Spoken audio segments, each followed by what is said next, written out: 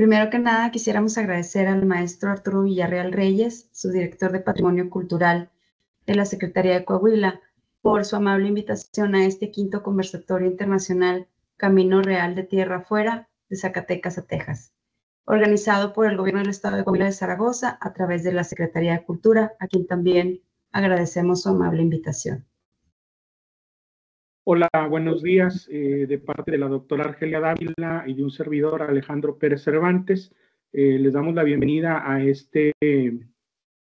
video donde vamos a hablar de un proyecto de investigación que se desprende de nuestro trabajo como investigadores en la Universidad Autónoma de Coahuila. Nosotros formamos parte del cuerpo académico Cultura, Imagen y Texto en la Facultad de Artes. Estamos enfocados en los estudios de la imagen, en los estudios del patrimonio y de la cultura. El origen de esta investigación se data desde hace por lo menos 3 o 4 años, cuando nosotros iniciamos la documentación fotográfica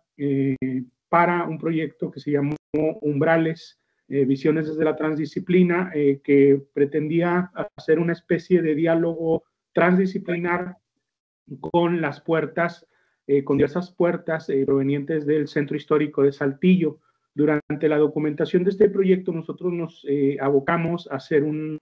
amplio registro fotográfico de fachadas y puertas de prácticamente todo el centro de Saltillo, el centro histórico, y a lo largo de esta documentación fuimos encontrando ciertos elementos, ciertos patrones que nos resultaron muy interesantes, de los cuales todavía no teníamos conocimiento. Y entonces, cuando ya terminamos nuestro libro, cuando ya terminamos nuestra investigación, decidimos retomar este tema, para hacer ya una documentación exhaustiva, hacer más recorridos, y durante muchos meses logramos hacer una documentación que nos permitió establecer este primer abordaje, que queremos aclarar, bueno, que esta investigación es un primer abordaje a este tema que por primera vez se registra a través de una investigación académica. Esto que les vamos a compartir a continuación forma parte, pues, de un artículo que está ya en proceso de publicarse en una revista científica también dedicada a las artes visuales y al patrimonio, y también forma parte de un proyecto, de un libro en proceso de edición que estamos ya trabajando en este momento. Y entonces, digamos que esta es una primicia y una síntesis muy abreviada de esta investigación transdisciplinar, que está enfocada justamente en registrar, reconocer y tratar de explicarnos desde la visión transdisciplinar de las artes visuales, el patrimonio y la cultura, esta expresión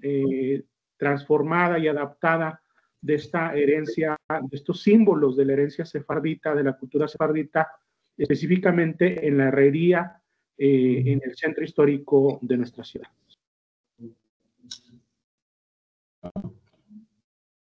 Sí, bueno, para la investigación, que indiscutiblemente se trata de esta forma trasladada de las aplicaciones en la herrería de un candelabro o menora, proponemos un registro metódico y una reflexión en torno a la presencia de esta simbología de la herencia sefardita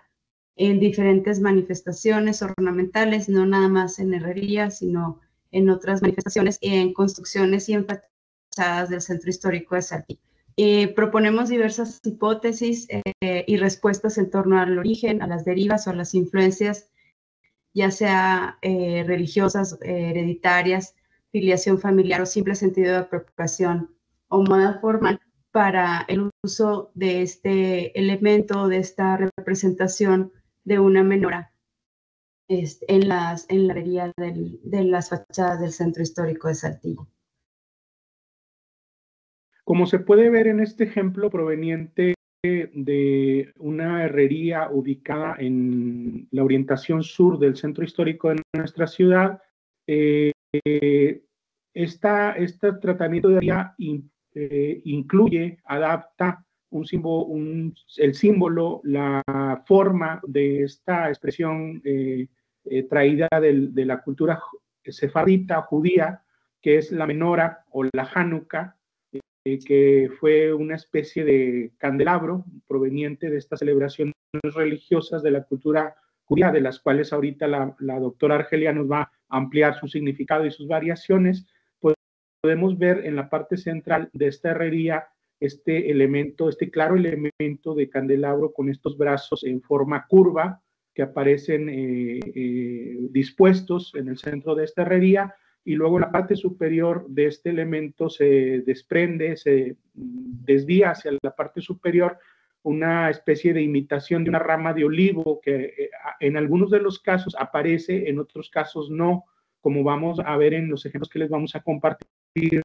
También, además de este ejemplo, de este elemento de la rama de olivo, en la parte superior, en la terminación en punta de las varillas que conforman esta reja, también podemos ver esta especie de doblez curvo que termina en una punta, como haciendo una alusión a las llamas, a las flamas provenientes de este candelabro, lo cual acentúa aún más de forma muy evidente, ¿no?, la apropiación de este símbolo. Y cabe aclarar que estas rejas en terminación de llama, que nosotros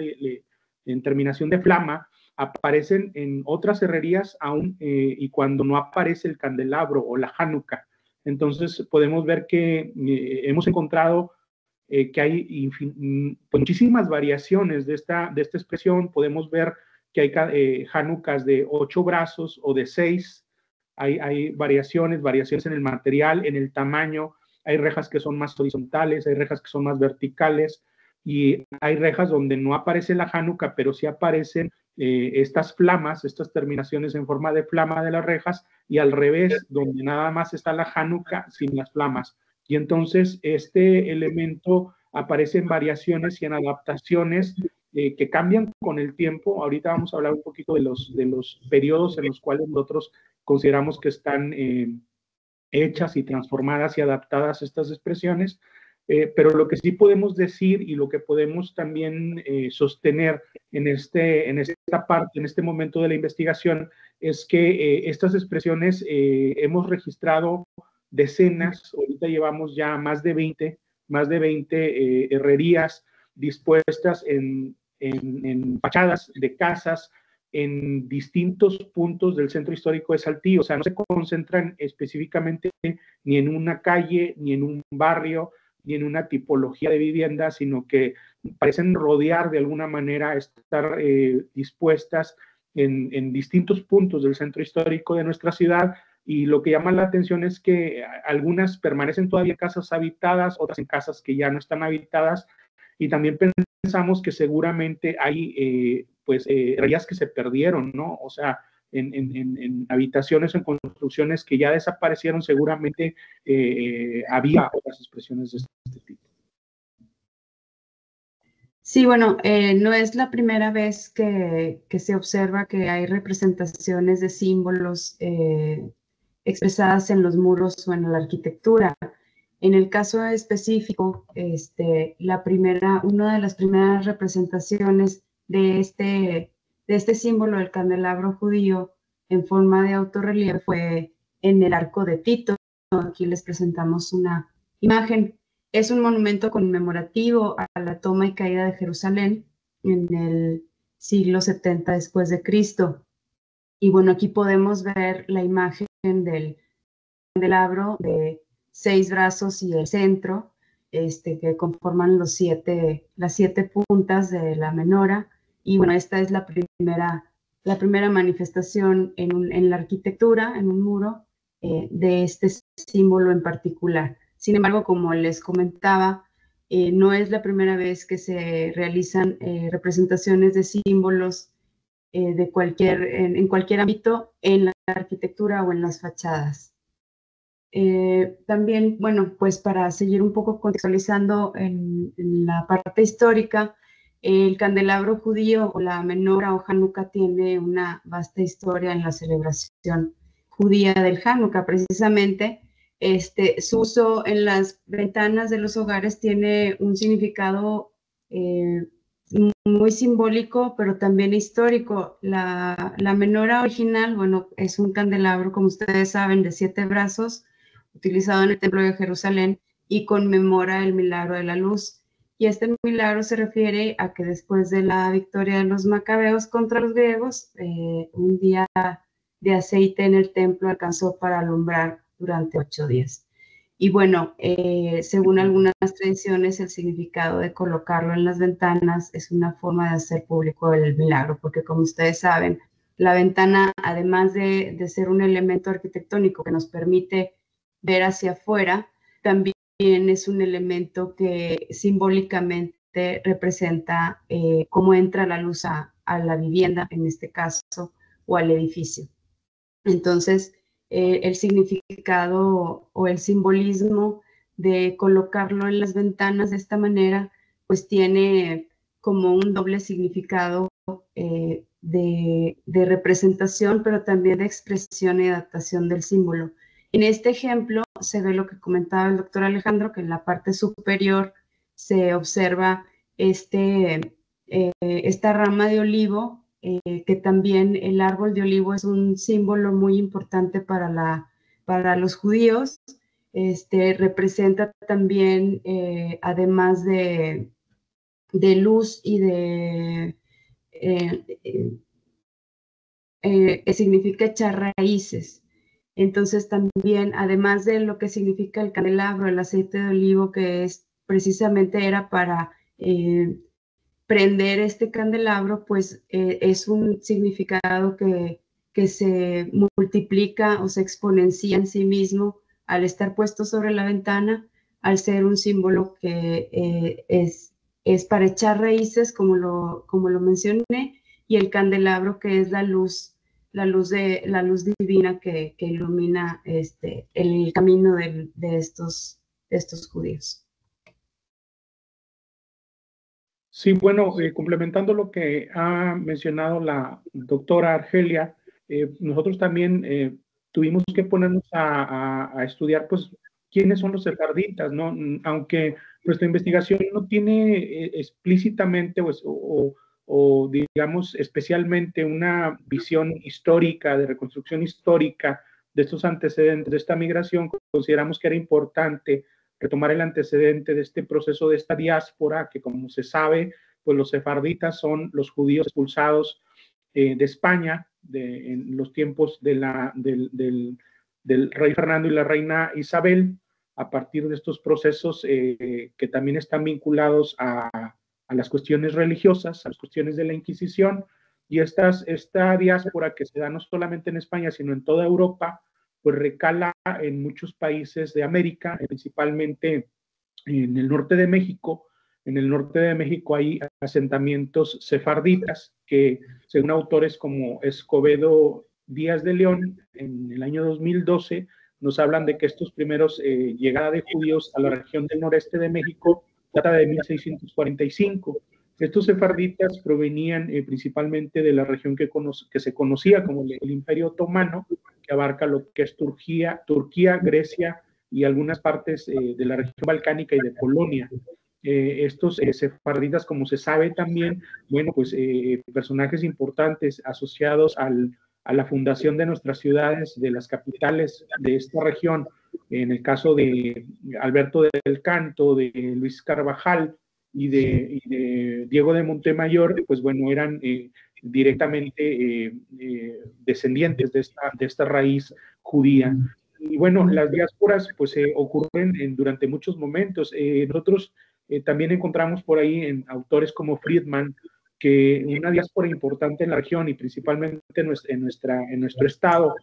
asociada, por ejemplo, a ciudades como Monclova, Parras y Saltillo, ocurre a finales del siglo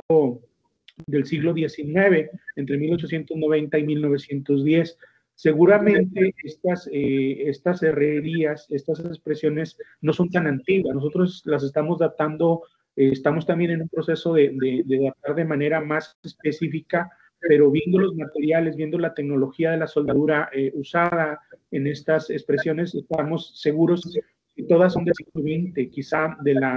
ya cercana a la segunda mitad del siglo XX, y todas, aún con variaciones en sus materiales y sus tecnologías, son posteriores a esta diáspora. La última diáspora importante, recordemos, bueno, viene durante y después de la Segunda Guerra Mundial.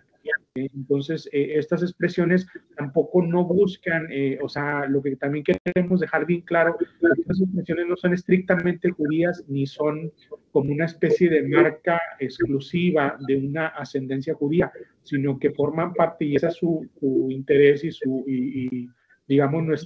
lo que lo vuelve muy interesante para nosotros es cómo es un símbolo que se transformó y se adaptó a las expresiones, digamos, identitarias locales, ¿no? A partir de un proceso de adaptación de estos migrantes que llegaron, muchos de ellos comerciantes, muchos de ellos de alguna manera preocupados por mantener y trascender estos rasgos simbólicos, identitarios, también en un planteamiento, hay que decirlo, muy sutil, muy discreto, que aun y cuando en nuestras regiones no hubo procesos importantes, salvo el de Luis de Carvajal en Nuevo León y luego en la Ciudad de México, no hubo procesos importantes de la Inquisición que pudiéramos hablar de una persecución o de un sentimiento antisemita. En este caso, las personas buscaban hacer estas expresiones identitarias, pero desde una perspectiva muy sutil y muy como mostrándolo y no de alguna manera. Sí, bueno, aquí podemos ver otro ejemplo. Este está en la zona norte del centro histórico. Aquí se puede ver este elemento con 4 brazos de cada lado y uno al centro. Arriba podemos ver nuevamente la rama del olivo. Y otra cuestión importante aquí es que para nuestra metodología, para poder lograr este análisis, nosotros hacemos una primera aproximación a los objetos de estudio, como lo comentó al inicio el doctor Alejandro Pérez. Realizamos un recorrido por el primer cuadro de la ciudad y encontramos esta cantidad considerable de elementos ornamentales dispuestos en las fachadas de algunas viviendas del centro histórico de Saltillo. Observamos también, bueno, se realizó un levantamiento con una geolocalización y ubicamos estos elementos en un mapa. Todo esto pues nos llevó a ver la conformación urbana o en la urbe de estos elementos y bueno, están agrupados en distintos barrios del centro histórico, pero todos rodeando de alguna manera el centro fundacional de nuestra ciudad. Cada uno de estos elementos se fotografió y se realizará, y se está llevando a cabo un análisis visual de cada uno de estos elementos para ampliar el estudio que estamos haciendo. Y bueno, nosotros, como se mencionaba en la hipótesis, esta estrategia que se utiliza no nada más por este grupo o esta comunidad, sino también por otras comunidades que tratan los símbolos o utilizan los símbolos como una estrategia de integración para mantener la propia identidad y pues para transmitir sus creencias, sus valores o sus gustos de generación en generación de una manera discreta, como decía el doctor. Esta estrategia pues es una manera de colocar los ornamentos de manera que se preserve en el edificio, porque como todos sabemos la arquitectura pues nos trasciende y la arquitectura queda como un texto, como un documento al que puede volverse para estudiarse. Y bueno, esta transmisión o esta estrategia de representación en las fachadas, pues responde a preservar la memoria histórica y a transmitir de generación en generación las referencias culturales, no nada más de esta, digamos, religión o creencia en particular, sino de otras tantas. Este es un ejemplo que estamos nosotros estudiando para ampliar y lograr esta investigación. Y bueno, ya vamos cerrando esta presentación, estamos casi sobre el tiempo y podemos ver que estas expresiones, como les decíamos al inicio, van variando, van transformando, van adaptándose. Vemos en esta ejemplo, en esta imagen, cómo se van modernizando, incluso se van sintetizando las expresiones, los rasgos, digamos, principales de este símbolo. Y entonces nosotros vamos a hacer esta especie de acomodo en el tiempo. Queremos establecer una especie de línea del tiempo donde podamos situar cada una de las evidencias rescatadas en este registro, insisto, desde una visión transdisciplinaria, desde una visión que las aborde desde una perspectiva no solamente histórica, sino semiótica, visual, cultural, religiosa, política incluso, y sobre todo desde pues, la perspectiva de su valor cultural, ¿no? Que sabemos el centro histórico está ahorita sometido a distintas transformaciones y distintos cambios en los cuales es importantísimo contar y tomar en cuenta que estas expresiones tan importantes, digamos, tan necesarias y tan esenciales como muestras de este sincretismo, ¿no? Porque son un ejemplo clarísimo de este sincretismo y de esta evolución y de esta mezcla de la que somos pues, presente en el origen de nuestra ciudad. Un poco para complementar lo que comenta el doctor Alejandro, también es importante mencionar que la mayoría de las representaciones están enfocadas en la religión principal, en las expresiones de la religión dominante, y que, bueno, nosotros hemos decidido estudiar estas representaciones porque se suma y se superpone como parte de un intento de adaptación y de arraigo cultural de estas comunidades, y que, como bien dice el doctor Alejandro, nuestro centro histórico está sujeto ahorita a muchos cambios y transformaciones que es necesario que quede documentado para después, ¿no? Bueno, ahí un poco reiterando lo que ya comentamos de las ciudades importantes a donde llegaron esta diáspora, estos grupos en estos momentos. Y también, además, este hallazgo y este registro es importantísimo porque hemos ampliado nuestra indagación hacia ciudades vecinas como Nuevo León, como otros municipios de Coahuila, y no hemos encontrado hasta ahorita, salvo en un municipio cercano aquí a Saltillo, hemos encontrado por lo menos tenemos noticia de 2 evidencias importantes de este tipo, pero salvo lo que pudo haber habido en el barrio antiguo de Monterrey, por ejemplo, una ciudad con fuerte presencia sefardita en una época, no se han encontrado evidencias. Entonces, lo que hace, este registro y estas herrerías podrían ser la última evidencia de esta cultura sefardita, de esta simbología sefardita en el noreste de México. Y al final de esta presentación les vamos a mostrar una primicia que para nosotros es muy importante. Así es. Y como comentábamos al inicio, bueno, pues no es la única, no es el único ejemplo de la utilización de símbolos en la arquitectura, pero específicamente sobre la menora, también hemos encontrado otras representaciones en otros materiales como aquí. Entonces no se limita la búsqueda solamente a las ventanas o a la herrería, sino que seguiremos profundizando en el estudio para ver más ejemplos si encontramos sobre esto. Sí, nosotros estamos muy contentos y muy emocionados porque ahora nuestra búsqueda se ha expandido, hemos encontrado estas evidencias que, bueno, investigaciones como la de la doctora en torno al símbolo del zarape representado en las fachadas de la arquitectura en el centro histórico de Saltillo, bueno, pues dan pie de esta transposición simbólica de estos elementos hacia,